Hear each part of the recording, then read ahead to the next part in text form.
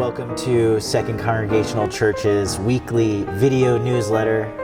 We are live streaming now, so we figured that we would also add a video newsletter in case you wanted more information about what's going on here at the church. This is Reverend Max Grant. I'm sure you know who he is. And I'm Reverend Shawn, and we're sitting right here in front of our church that where we worship.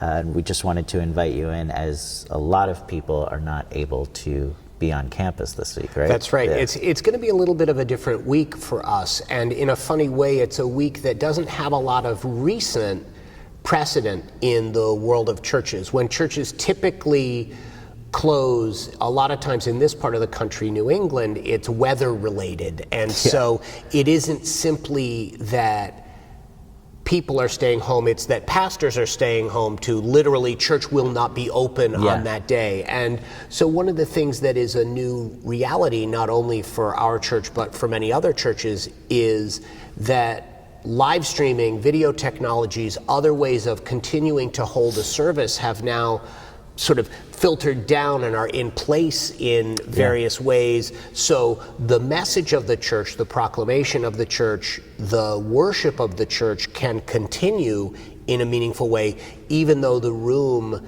is not full with the faces of the folks that we are used to seeing each and every week. And so it's going to be a really interesting week.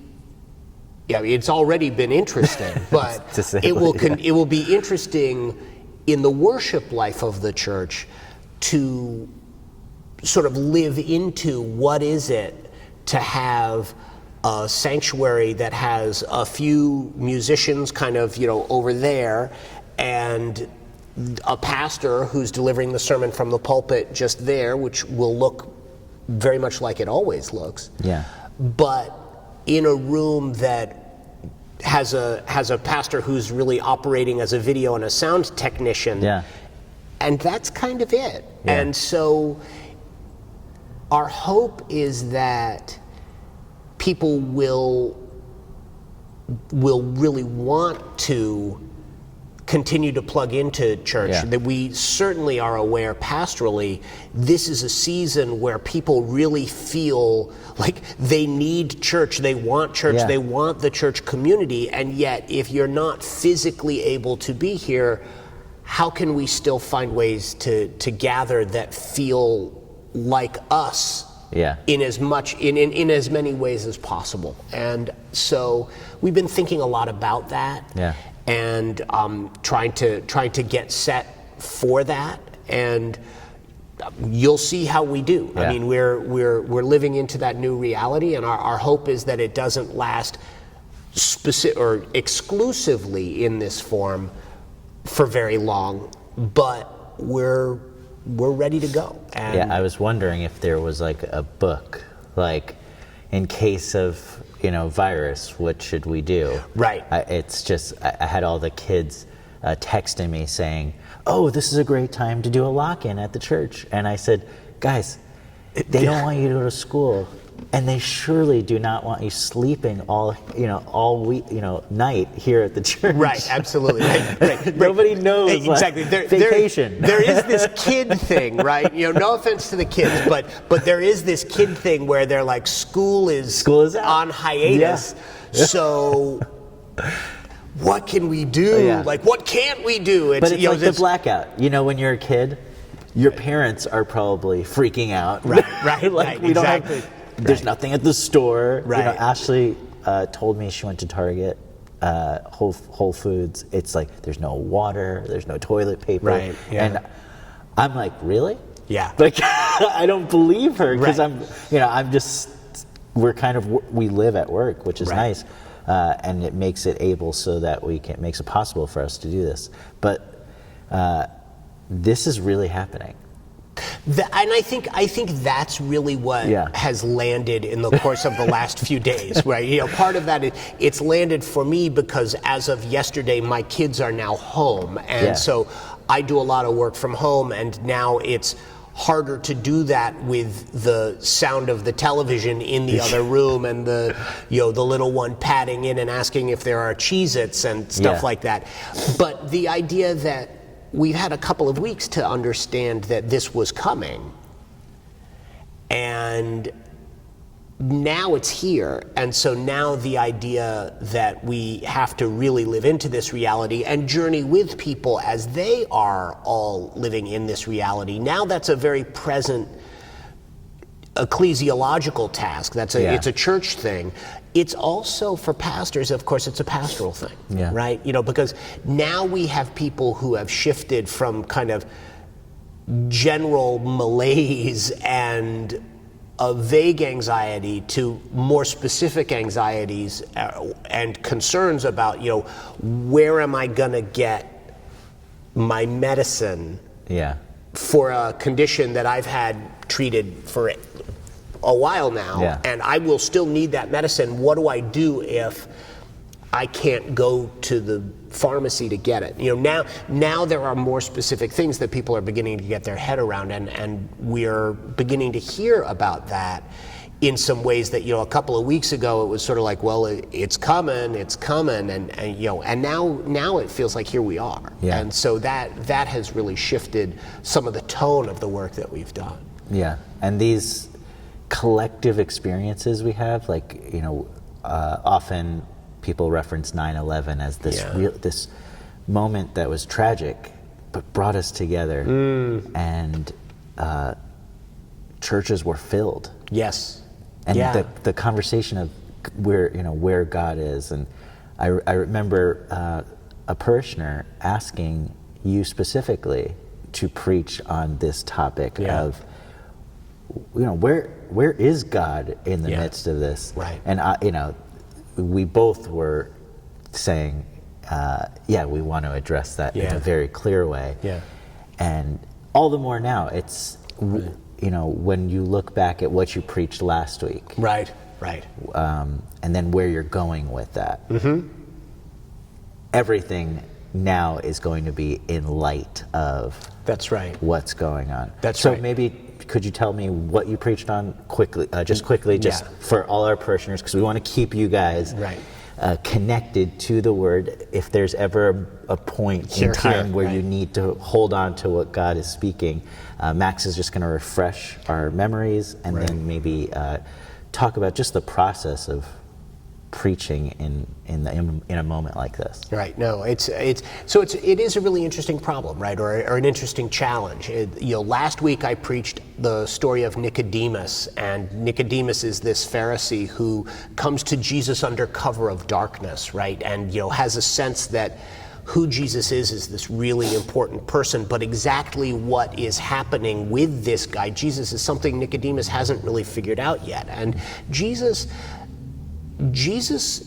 asks some pretty hard questions and challenges Nicodemus in some ways that Nicodemus doesn't expect. And it's that story where the church gets its language around you must be born again. And a certain kind of Christian, the evangelical community, of course, has really grabbed onto that language, and that it's like a denomination.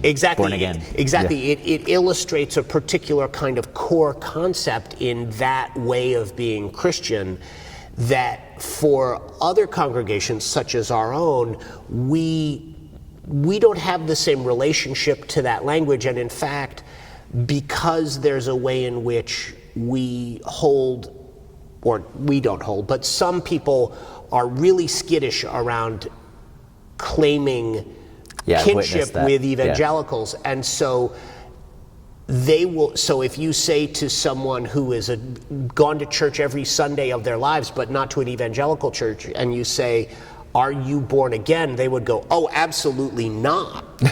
They would be sort of horrified at the very idea. And yet you say, "Well, where is God in your life?" And they will tell you for 2 hours all of the wonderful things that God has done. And yet the idea that knowing God personally, having a sense of God's presence in your life,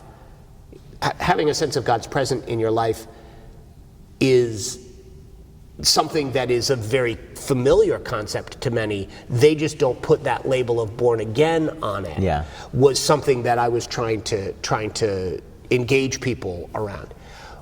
What is interesting about kind of where this goes now, of course, is we are living into a different reality in a very different sense. And we're living into a very different kind of social reality with this world of kind of preparing for the inevitable arrival of coronavirus in our communities and among people that we know. And so this idea of preparing takes on a very practical cast, this is something that we are doing in a way. And the question then hangs there of, so where is God in that? Yeah. Right? Which can be hard to say, right? You can't tackle that. No, you can't tackle that. Is there a term that people use? Is it theodicy? Yes, theodicy, right? Which is, sort of where, why does a good God permit So if you want to read up evil, on this, right? Yeah. Google theodicy. If you have nothing to do but Google things, theodicy is one of the most powerful conversations that formal theologians have, and it's and the reason that formal theologians engage it is so many of the things that we as regular believers are also grappling with are very much in line with those kinds of questions. That we love God, we are connected to God, we believe very deeply in the message of Scripture and the power of the Christian story, and yet when bad things happen, how does that change our understanding of that story and some of the promises that we've understood that story to be offering us? And those are very deep questions and very important questions to ask. And I think that people often come out of really difficult circumstances and moments when they grapple with those, and their faith is really different than it was before. Ultimately, I think it's stronger. I think it's much deeper. It's much more nuanced, and there is a lot that is a kind of set of lessons we can only learn by having had life shake us for a while. Yeah. Which is not to say, oh boy, isn't it great that fun. life shakes us, right? But just to say that the wisdom we acquire through those things can be some of the most powerful wisdom that we ever get, and the capacity of life to teach us and God to teach us through these circumstances is very, very profound. Yeah. And if you would like some passage, like Psalm 23. Absolutely, which we'll be reading this this weekend in church. Right? Max and I know tons, if you had just a theme, hope. Say that we can send you passages of Scripture. Absolutely, sure. That every time you're feeling like you need some hope or strength or encouragement, we can send you Scriptures so that this big book behind us can get utilized. Because when it's used, it's a great reminder that for thousands of years, people have been dealing with sickness, viruses, wars, and they've gotten through it somehow. That's true. It's a reminder of the human experience. So absolutely. That's the beauty. That's our approach, I know for sure. So Max, everything is changing. Right. We have a calendar filled with events. Yes. We're not canceling Tent Weekend. Not yet, right? Tent Weekend is several months away. But my whole family was chatting and they were talking about canceling things, and I said, as the pastor, I jokingly said, oh, Easter's canceled. And I said, no, that can't happen. Right. Like I said it as a complete joke. Yeah. They're saying their workplace is closed, schools are closed. Yeah. And this was before church. I was like, oh, church will get closed. Right. And here we are. Right, their church is closed. So what does that mean for you as the head of the organization here? What's the calendar? Are we just not going to anything? Do we stay tuned? How do we stay tuned? Right. So we know that in the short term that we've had to cancel or postpone a lot of wonderful things that we were really looking forward to. I mean, March was going to be a really, really busy month here at 2CC, and so next week, or well, even this weekend, we had a youth choir concert that we're really excited about. The kids have been working really hard for weeks and weeks and weeks to prep material, and so that we're going to postpone. Yeah, this is a big, it happened at a really not so great time. Yeah. Yeah. It was really too bad. And we say that not only as pastors of the church, we say that as dads of kids in the choir. My daughter's been practicing. Absolutely, so has mine. Yeah. And Alexander and Heidi have done a lot of work, so we hope that... Right, we had really hoped to be able to get that in, and we decided better not to, and to wait and see. So that's something that certainly we'll reschedule. Yeah. Another thing that we were really disappointed not to be able to follow through on was a visit from the Purdue University, the varsity glee club. I mean, these guys are 60 folks. And it's no joke. They're it's like unbelievably, wonderfully you talented. You can't imagine when you say Glee Club's coming. Right, and right. The show of Glee. Right, exactly. You think that it's Glee, and it's not. I mean, the musicianship of these young folks is just out of this world, and it was such a neat thing to be able to be welcoming them here to this place. And so that's something that they're not going to be able to do. And our hope is that sort of further downstream we'll be able to reschedule that. But that's not something that you just reschedule for 3 weeks from now. And there's a lot of planning that goes into that. Yeah. So that we were really sorry to have to postpone that. And we'll see where that's going to go. But the broader idea of kind of what's going to happen for Easter is a really interesting question. We are not there yet. Yeah. And so it's not like we've made any kind of decision or received any kind of guidance about what we need to be doing, but we are beginning to think as a church staff about what Easter could look like, what it would look like, and how we would put that together. So that's only just beginning, but we are giving it some thought just in case, and I guess we'll see. Another thing that is worth mentioning, for all the things that we've postponed or canceled, there are some things that we're adding, and it's worth for just a minute to talk about those. If you are interested in Bible study is going to be able to continue via Zoom link, that is through video through your computer at home, and so we're all set up to do that. Very excited to be able to offer that. If you were interested in that, how would they get that information? So shoot me an email and say, hey, I think I'd like to shoot me an email at max@2cc.org, and I'd be more than happy to send you an invitation to the Bible study. That comes as a link, and you click on that link at the appropriate time, and we'll take you right in to an online meeting. Do be aware that if you're home in your bunny slippers, you need to be attentive to the fact that people will see you, and we don't care. We're just glad that you plugged into Bible study. But if you care, be aware of that. So that's something that we're going to be able to do, and really we'll look forward to that, especially if people are confined to home and you're trying to figure out how you're going to break up all of this time. Things like Bible study are a great thing to add. The conversation is wonderful. The people are just terrific, and really look forward to that. Speaking of which, if you are confined to home, please do let us know. Email me, email Shawn. What's your email? Shawn, SHAWN, @2cc.org, and his is Max @2cc.org. Exactly, that's right. And one of the things that we would like to do for people who are confined at home is also through Zoom to do a daily check-in with you. And we're perfectly happy to do that privately, if privately is better for you, but if you would sort of benefit from checking in with other people who are maybe confined and having a chance to just have a conversation, put eyeballs on another human being, and chat amongst ourselves as a group, we're going to be able to do that through Zoom, and really look forward to that.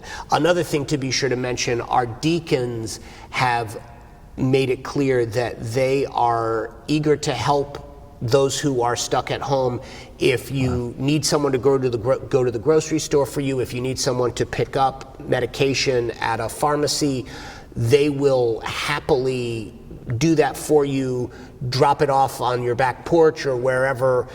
We're not going to ask the deacons to put themselves at risk. Yeah. But to say even if someone brings a bag of groceries hand, to the yeah. edge of your driveway or whatever it is, that's already going to help. And so we want to be sure to get those things in place, and we definitely will. Yeah. Well, I guess we're going to close, but as we're closing, I'm sure you've received, certain people that might need a prayer. Absolutely right. Absolutely right. But just maybe a general prayer for just the health. Absolutely. Yeah. So we'll pray together. Shawn, Yeah, sure. Shawn's the brains behind the operation when it comes to praying. What I do want to mention are a couple of pastoral concerns that have come up before our church community. Laura Abbott, you'll remember if you were in church or you checked out the live stream last weekend, mentioned her brother and her sister-in-law who are going through some health challenges and are trying to navigate that. Of course, that's become all the trickier in the circumstances of hospitals being very attentive to exposing people to corona. So if we could continue to keep Laura Abbott's brother and sister-in-law in prayer, I know that they would appreciate it. Laura would appreciate it. The other very sad news that we received, some of you will know Jessica Doing Hamas, who now is Jessica Jascott, who was married in our sanctuary a few years ago. That's the eldest daughter of Mark and Carolyn Doing Hamas. Her father-in-law, a wonderful man named John Jascott, who came to this place to be the father of the bride, and in 2 hours of being here felt like he had been here his whole life and my whole life. He's just one of those wonderful people. He died very unexpectedly, and so Jessica and her husband John have gone down to be with his family in Washington, D.C., and Mark and Carolyn, I know, were hoping to get down there for a memorial service this coming weekend. And so if we could just keep the Jascotts in our prayers, I know that they would be very, very grateful for that, too. Okay. Well, let us pray. If you can, you might be driving, you might be watching this, wherever you are, just take a big, deep breath in. Take a big, deep breath out. Just be reminded that it's this process of breathing in and out that sustains our very body is happening all the time. We didn't have to ask it to turn on in the morning. It just went on. And trusting in that every day is that act of faith, even when you're not always aware of it. So in this moment, we are reminded that life-sustaining activity is occurring even when we're not acknowledging it. So we acknowledge the God who is sustaining all life, who's breathing and keeping this system going. And in that, we just are present. We don't know what's going to happen next. And so we hold on to your hand, God, knowing that you're the only one who sees forward. And we can look back and know that you have taken us to the present. And we hope that you'll continue to carry us through. We lift up Laura. We lift up Jessica and John. We lift up all those in this community who are concerned and worrying. We lift up our nation.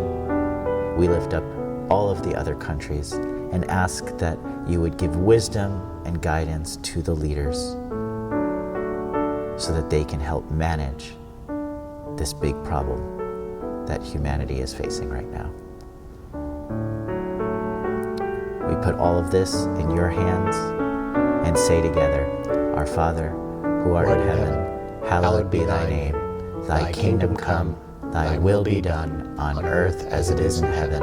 Give us this day our daily bread, and forgive us our debts, as we forgive our debtors.